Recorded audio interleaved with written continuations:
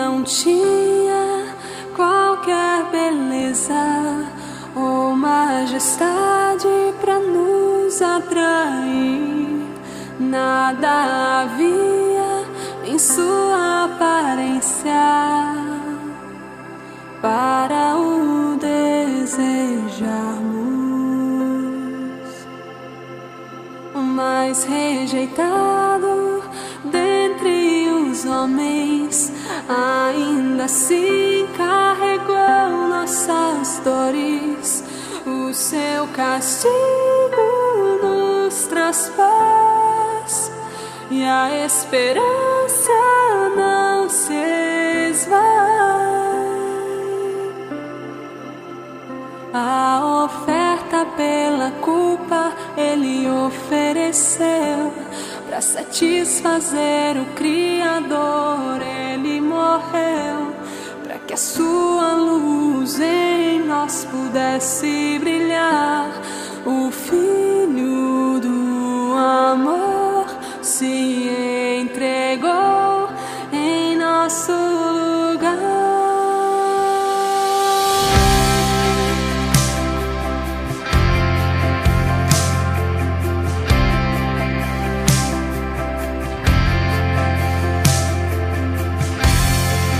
Mais rejeitado dentre os homens, ainda assim carregou nossas dores. O seu castigo nos traz paz e a esperança não se esvai. A oferta pela culpa Ele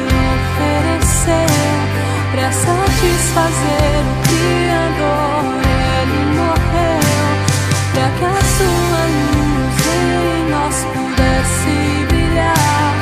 O Filho do amor se entregou em nosso lugar. És o Cordeiro que pelos nossos pecados foi esmagado, sem dizer uma só palavra, se entregou aos cravos, derramou sua vida até a morte, provando a ira amarga, pra nos dar sua doce graça e nos fazer viver.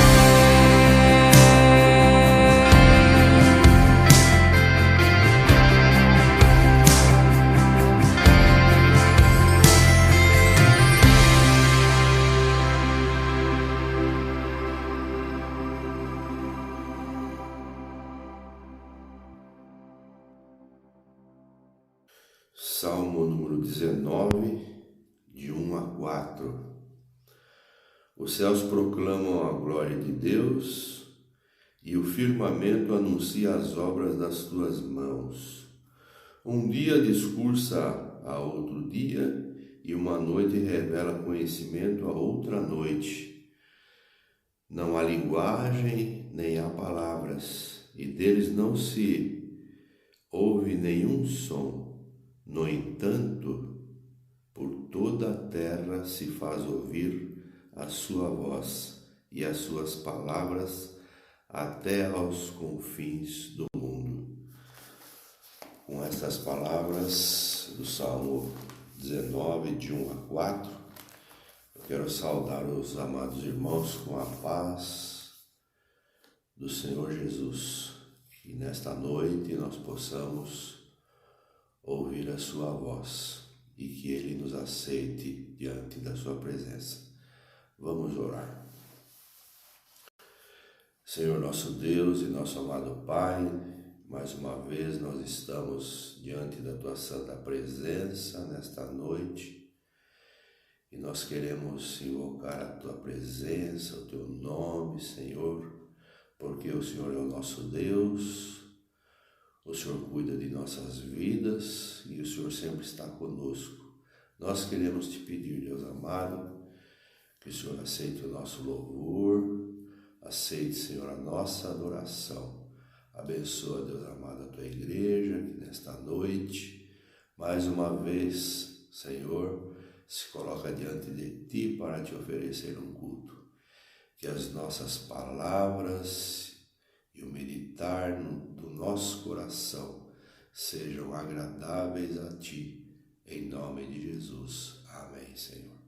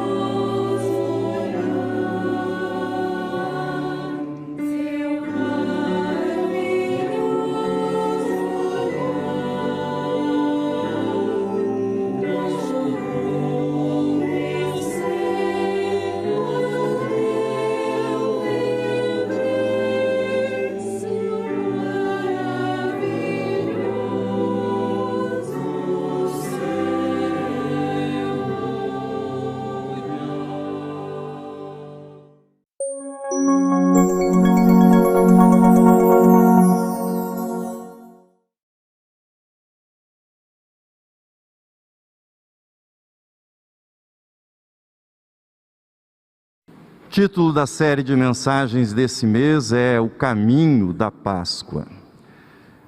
caminho da Páscoa cristã que nós celebraremos no terceiro domingo deste mês, o caminho da Páscoa tem o seu ponto de partida cerca de 1.300 anos antes do nascimento de Cristo.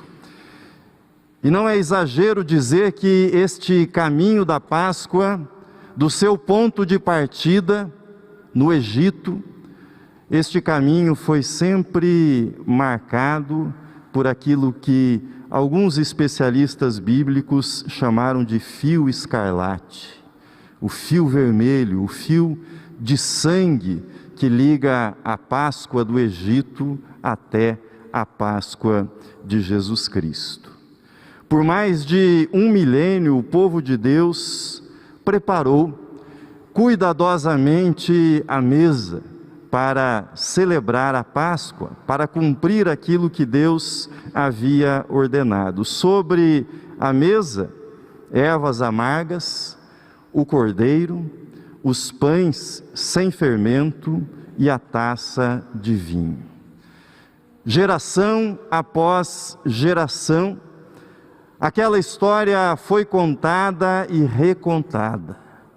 Éramos escravos do faraó no Egito, mas o Senhor nosso Deus nos tirou, nos arrancou de lá com mão forte e nos trouxe para esta terra, uma terra espaçosa que mana leite e mel.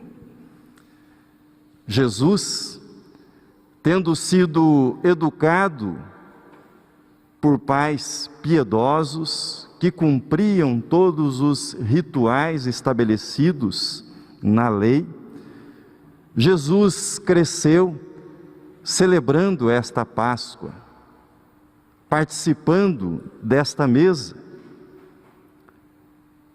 Nós vivemos numa sociedade onde tudo é instantâneo, tudo se apaga rapidamente e nada dura muito tempo.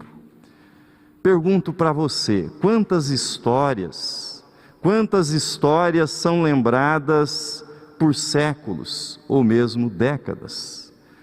Quantas histórias são passadas, por exemplo, numa família de geração a geração? Quantas histórias são levadas adiante? Você conhece alguma história que é contada por milênios? A história da Páscoa é uma história de milênios. Você conhece alguma história que é repetida, que é contada através dos séculos? O caminho da Páscoa que nós fazemos como cristãos é um mergulho na história. Um mergulho na história da redenção, um mergulho na história da salvação, da revelação do amor de Deus, dos atos salvíficos da parte do nosso Deus. Povo de Deus, Israel, continuou celebrando a Páscoa, refletindo e cultivando a esperança da redenção. A Páscoa não era apenas memória, a Páscoa não era um evento a cada ano que apontava para o passado, para alguma coisa que havia acontecido e havia se encerrado. A Páscoa era também um caminho de esperança. A Páscoa que eles celebravam ano a ano apontava para aquele que viria e teria o seu cumprimento, o seu auge na pessoa de Jesus. A Páscoa do Egito realizou-se plenamente em Jesus. Por isso, no texto que nós lemos, o apóstolo Paulo escreveu: Cristo, nosso Cordeiro Pascal, foi sacrificado. A Páscoa realizou-se na sua plenitude em Cristo Jesus. A instituição da ceia do Senhor, ou seja, a nossa Páscoa, foi feita numa celebração da Páscoa do Êxodo, sobre a qual acabamos de ler no livro do Êxodo. Jesus estava à mesa com seus discípulos. Ele diz que havia desejado ansiosamente celebrar com eles aquela que seria a última Páscoa da sua vida terrena. E ali sobre a mesa estavam reunidos os itens que compunham a Páscoa judaica e que já mencionei para vocês. As ervas amargas, lembrando o sofrimento pelo qual eles haviam passado no Egito, o cordeiro, os pães sem fermento e a taça de vinho. Tudo isso que Jesus aprendera e vivenciara a cada ano da sua vida terrena. Mas algo diferente ocorreria naquela celebração, que era a última Páscoa de Jesus. O caminho da libertação, que começara a ser traçado no Egito, chegaria ao seu ponto culminante. A certa altura, então, Jesus interrompe aquele ritual e pronuncia palavras que mudariam o significado da Páscoa judaica. Não no sentido de anulá-la, não no sentido de desfazê-la, mas de completá-la, de realizá-la, de levá-la ao seu propósito final. Jesus tomou o pão, deu graças, partiu, deu aos discípulos e disse: tomai e comei. Isto é o meu corpo que é dado por vós, fazei isto em memória de mim.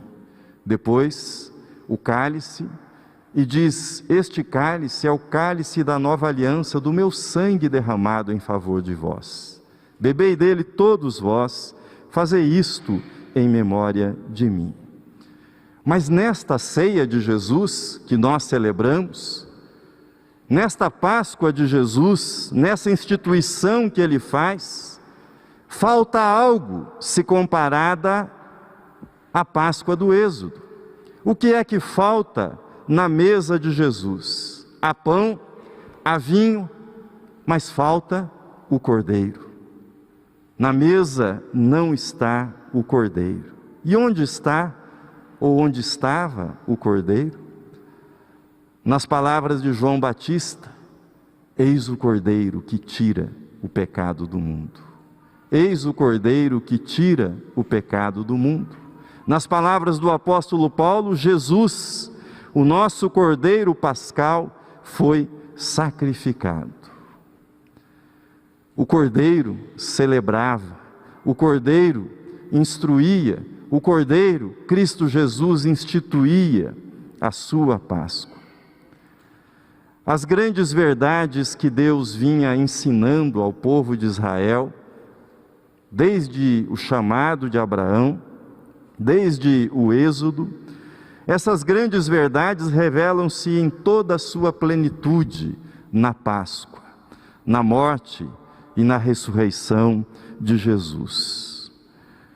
O que nos aponta esse caminho da Páscoa, esse caminho de sangue que começou no Egito, 1300 anos antes do nascimento de Jesus?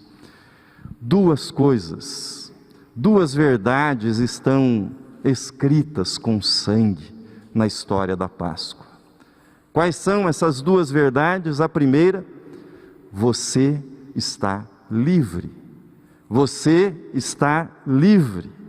O sangue do Cordeiro nas portas era a lembrança do perdão divino. Isso lá na história que lemos no Êxodo. Eles seriam poupados, eles ficariam livres da escravidão a qual estavam submetidos no Egito, mas o verdadeiro perdão, o perdão sempre tem um custo, o perdão sempre tem um preço, e o sangue do Cordeiro era a lembrança desse preço, do perdão, do preço da libertação do Egito.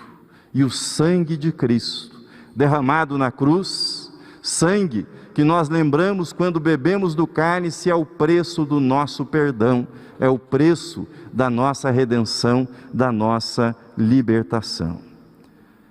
Será que nós precisamos de perdão? Todos nós precisamos de perdão.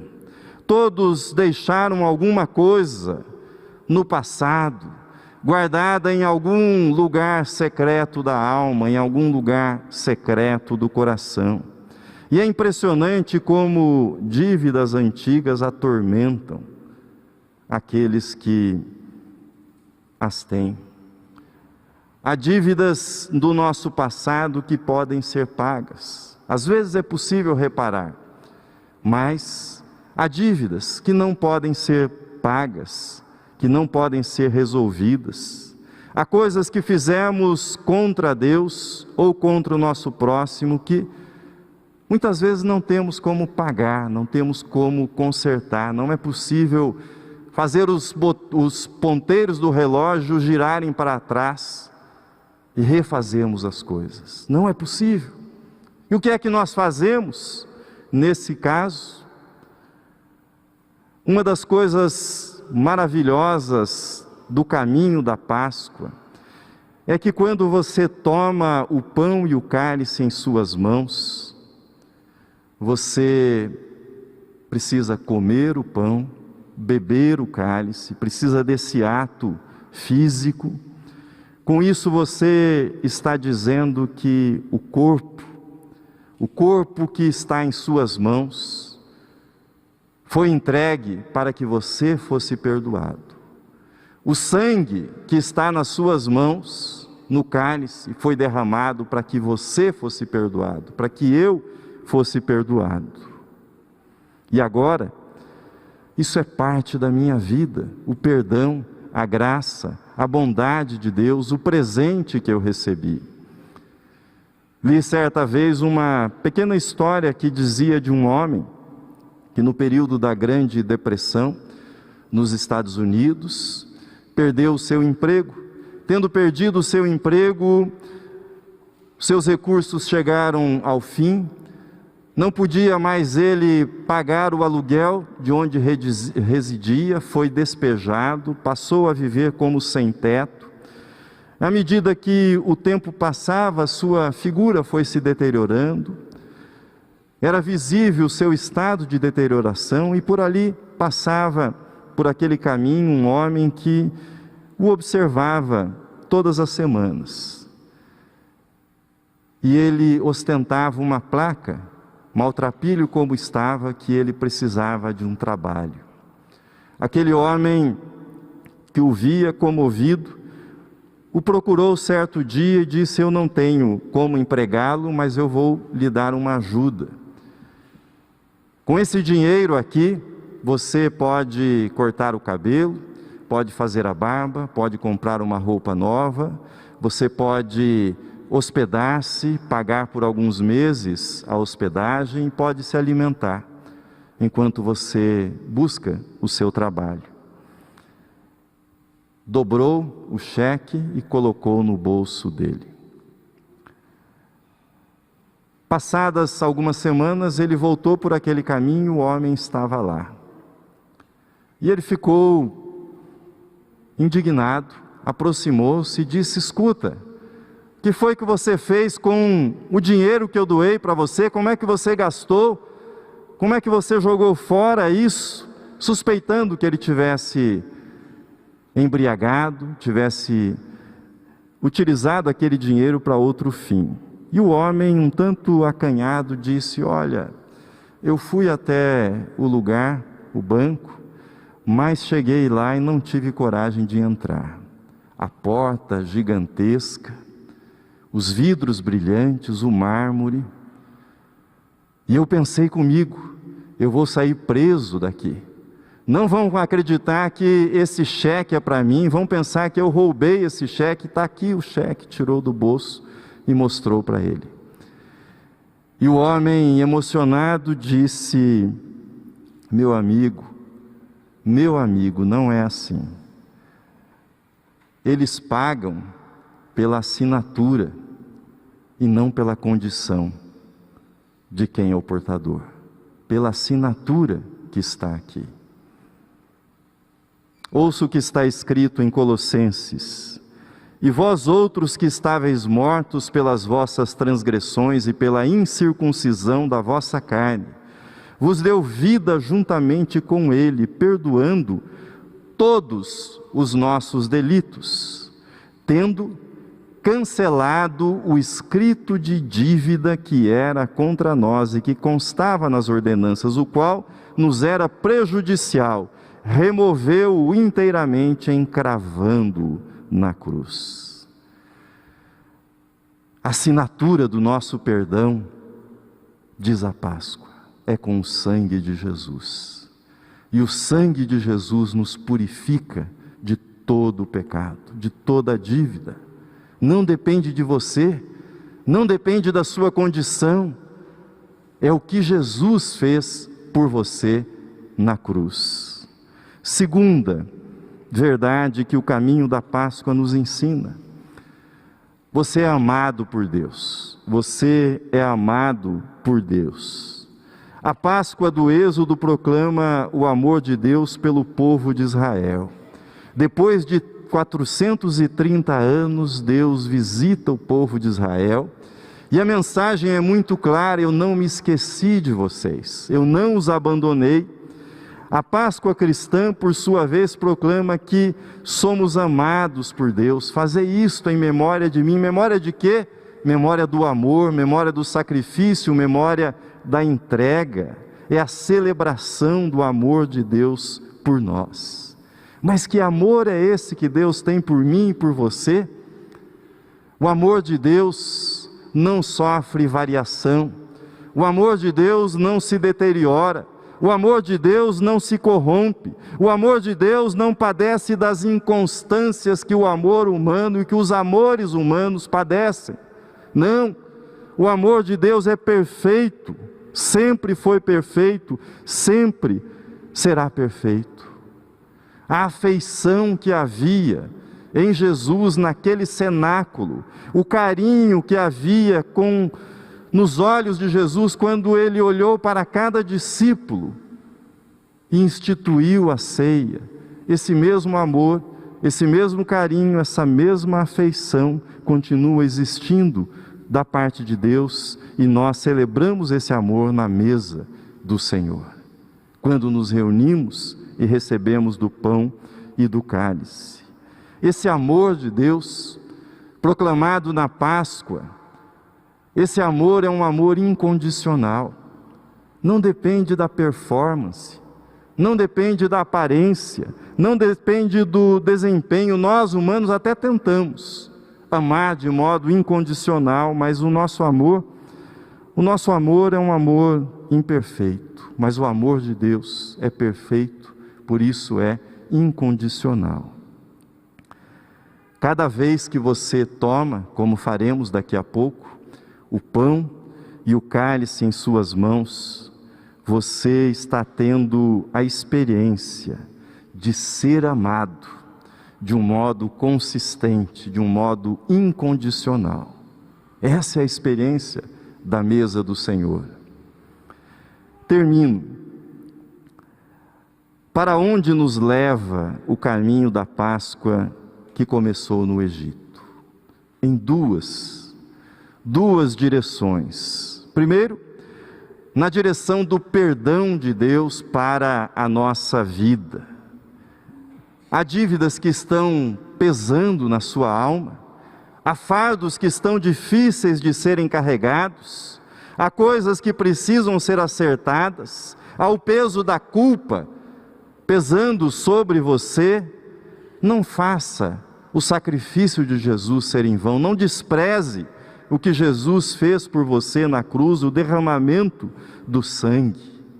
Não despreze essa linha contínua de sangue que Deus escreve na história e que é uma linha de amor. Segunda direção. Alimente-se do amor que é oferecido por Deus. Alimente-se desse amor. No texto do Êxodo que nós lemos, nos é dito que aquela refeição da Páscoa, eles deveriam fazê-la em pé, cajado na mão, sandálias nos pés, mochila nas costas, prontos para a partida, para a saída, para a jornada, para a caminhada pelo deserto.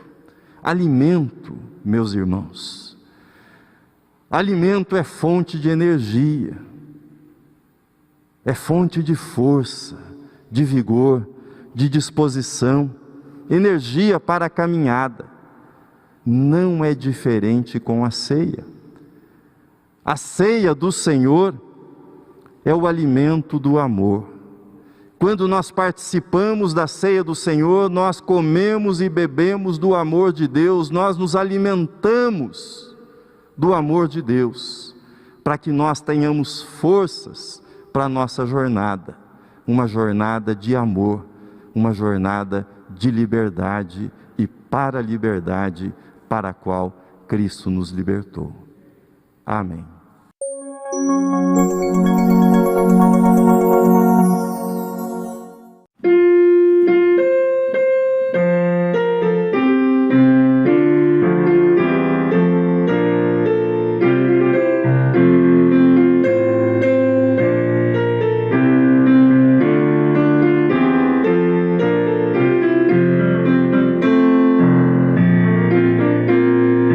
Cristo vive, cante aleluia, celebremos com